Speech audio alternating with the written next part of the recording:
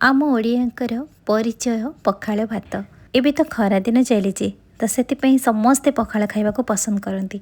केमती कम समय रे अल्प तेल मसला रे घरे केमती आम इजी बनै परिबा पखाल पसरा। चलतु रेसिपी स्टार्ट करबा। वीडियो भल लगिले सब्सक्राइब लाइक शेयर कमेंट करेंगे। प्रथमे आम किसी गोटे सर्टकट रे बनैबा आंब छेचा। तो मुझे गोटे कंचा आंब नहीं गली। कंचा आंब को धोईकी तार चोपा छड़े नबा। चोपा छड़े सारा पर आम से कंचा लंका गोटे आड करवा। आपड़ जी राग खाइबे आड करेंगे। ये अल्प पियाज आड करवा। सब जिनस को आम गोटे सिल्वरटारे नवा। ता सहित गोटे चामच जीरा आड करवा। स्वाद अनुसार लुण, गोटे चामच चीनी आड करवा। तापर आम सब जिनस को भलसे छेची नवा। ये आपड़ जदि मीठा खाऊना ताहले आपड़ चीनी को स्किप करेंगे। जदि मीठा खाऊँच चीनी आड करेंगे, ना गुड़ आड करेंगे। यही भाव में देखो आम सिल्वरटारे बढ़िया से आम आंब को भल से छेची नहीं। आपड़ ब्लेंडिंग जार बन पारे किंतु सिल्वरटारे कि शिଳରେ जदि आप आंब छेचुंट ना तार गोटे टेस्ट बहुत बढ़िया आसे। यही भाव में आंब को दरदरा छेचिबे। जदि सुपर फाइन पेस्ट बनइबे तो सेटा आंब चटुणी हो। तो यही भाव में बनइले यहाँ आंब छेचा बनब आउ खाइबा को बहुत ही टेस्ट लगे। यही भाव में आंब छेचा को मुझे गोटे बाउल रे ट्रांसफर करनेली। एबे ये आंब छेचा को साइड रखा। चलतु आम नेक्स्ट प्रोसेस को जीवा। गैस रे मुझे गोटे कढ़ईटे बसई से मात्र 2 चम्मच रिफाइन तेल आड करी। अल्प किसी पंचफुटण, अल्प काटिकी रखि पियाज, गोटे सुखिला लंका, सब जिनस को टिके हल्का भाजी नबा। टिके हल्का गोल्डन कलर हो आसिले से आड करवा। कलरा आलू को मुझे काटिकी छोट छोट पीस रे काटिकी भल से धोई आनी।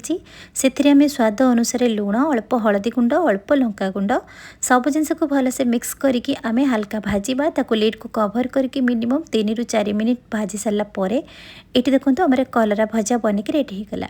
एबे आम गोटे बाउल को ट्रांसफर करके ताकू भी साइड रखा। ये मुझे किसी साग नहीं, यहाँ सुनसुन साग नहीं। आपड़ जेकोसी साग नहीं पारे।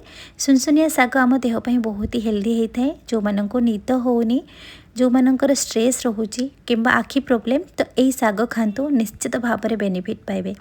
साग गुड़ी को भलसे बाछि सारा पर तार ये लंबा लंबा डेम्फ गुड़ी को आप काढ़ी ने। कहीं डेम्फ गुड़ी रहिले ना साग भजार खाइबा को भल लगे। तो मु काटिकी साग गुड़ी को देखो पानी भलसे मुझे धोई सारा पर आम छांकी रखा। साग किसी मसला बन नवा। ये मुझे सिल्वरटारे 3 ରୁ 4 कोला रसुण नहीं भलसे आम छेचिकी रेडी कर नवा। एबे आम गैस रे गोटे कढ़ईटे बसैबा। साग को जो आम धोईकी रखी साग को आड कर सारा पर लिड को कवर करके 2 मिनिट आम साग को सिझेबा। साग सिझी गले आम साग को गोटे प्लेट को काढ़ी आनिबा। काढ़ी सारा पर सेम कढ़ई रे आम 2 चम्मच रिफाइन तेल कि सोरिष तेल आप देपारे। तेल आड कर सारा पर ये अल्प पंचफुटण, गोटे सुखिला लंका, अल्प काटिकी रखि पियाज, एतिकी जिनस को टिके हल्का भाजी सारा पर मुझे अल्प किसी चीना बादाम आड करी। आपन को जदि पसंद नहीं ताले आपण बादाम को स्किप करें।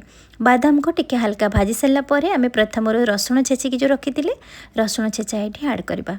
रसुण छेचा आड कर सारा पर भलसे मिक्स करवा। टिके हल्का भाजी नवा। भाजी सारा पर आम सिझेकी रखिदेबा साग को आड करवा। ये आम स्वाद अनुसार ये लुण आड करवा। ध्यान रखिक ये लुण आड करेंगे जेहेतु सागर टिके अधिक लुण हो गले साग खाइबा को भल लगे।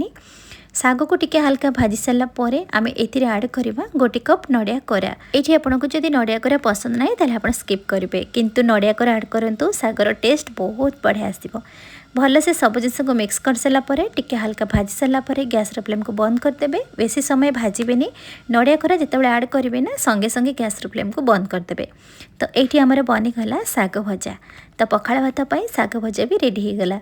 एबे आम गोटे बाउल को ट्रांसफर करके साइड रखिदबा। साग भजा तो बनिकी रेडी होगला। पुणी आम गोटे गैस रे गोटे फ्राए पैन बसैबा। से आम 2 ରୁ 3 चम्मच तेल आड करवा।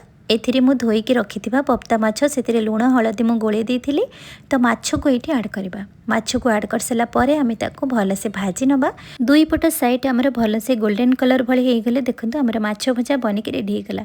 एबे आम माछ भजा को गोटे बाउल रे ट्रांसफर करके माछ भजा को मध्य साइड रखिबा। एई माछ भजारे आउ गोटे रेसिपी बनैबा। आम गोटे सिल्वरटाटे नवा। से आम माछ भजा गोटे आड करवा। आ ताको भलसे छेची नवा। आपन शिଳରେ मध्य करि परिबे किंबा ब्लेंडिंग जार मध्य करि परिबे, किंतु छेचिकी माछ बनातु देखिबे तार टेस्ट भल आसीबो।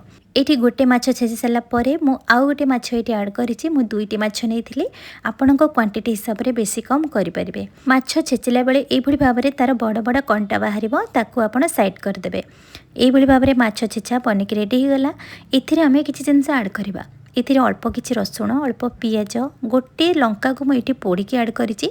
आपण चाहिए कंचा लंका मध्य नहीं पारिबे किंतु पोड़िकी लंकाटा ऐड कले ना तार टेस्ट बास्ना भल आसे। एबे पियाज रसुण सुखिला लंका को भलसे आमे छेची नबा।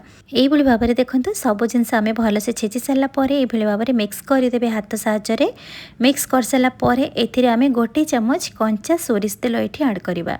सोरिष तेल निहाती भाबरे ऐड करिवे बहुत बढ़िया बास्ना आसे। आ स्वाद अनुसार एठी लूण ऐड करिकि भलसे आमे मिक्स करि नबा। माछ छेचा आमर बनिकी रेडी हो गला। एबे आमे ताको गोटे बाउल को ट्रांसफर करिकि साइड रखिबा। एबे आमे गोटे बाउल रे सेथिरे पाचिला आंब किछि काटिकी रखिबा, कटा पियाज गोटे कंचा लंका एथिरे आपण काकुड़ी आचार मध्य ऐड करि परिबे। पखाळ भात बनैबा पई मु एठी गोटे माटीर पात्र नेइछि, आपण जे कोनसी पात्र मध्य नै परिबे। सेथिरे आमे गरम भात सेथिरे ऐड करिबा आउ ता सहित ठंडा पानी ऐड करिबा। तो एबे आमे सब जिनस को भलसे मिक्स करिबा। एथिरे आमे दही ऐड करिबा। दही को ऐड कर सारला परे आमे भलसे एठी मिक्स करि नबा। स्वाद अनुसार एठी लूण ऐड करिबा। तापर ये आम छुंक लगेबा। छुंक लगेबा गोटे छोट तड़का पैनटे नबा। से 2 चमच रिफाइन तेल ऐड करबा, गोटे चमच कला सोरिष ये ऐड करबा, अल्प किछि चिना बादाम ऐड करबा। सब जिनस को आम भलसे हल्का भाजी नबा। गोटे पिंच हेंगु ऐड करबा, ता सहित गोटे सुखिला लंका आउ भृसंग पत्र। मुझे सुखिला भृसंग पत्र नहीं आप फ्रेश मध्य नहीं पारे। सब जिनस को मिक्स कर सारा पर आम पखाळ भात ये छुंक को लगेबा। देखिए एते सुंदर बास्ना आसब ना। पखाळ भातर टेस्ट बहुत बढ़िया आसब। पखाळ भात सहित आम 6 प्रकार आइटम बनई। तो सब जिनस को ये पखाळ भात सहित सजै नबा। पखाळ भात सहित सुनसुनिया शाग भजा, कलरा भजा, आंब छेचा, माछ चटुणी, माछ भजा, ता सहित पाचिला आंब, पियाज, कंचा लंका एइभली भाबरे अति कम समय केमती अल्प तेल मसला पखाळ भात सहित 6 प्रकार आइटम बनिकी रेडी हो गला। जो मैंने ओडिया अछंती तांको तो निश्चित भाबरे पसंद आसीथिबो, काहेकि ना हमर ओडियांकर जीवन होउची पखाळ भात।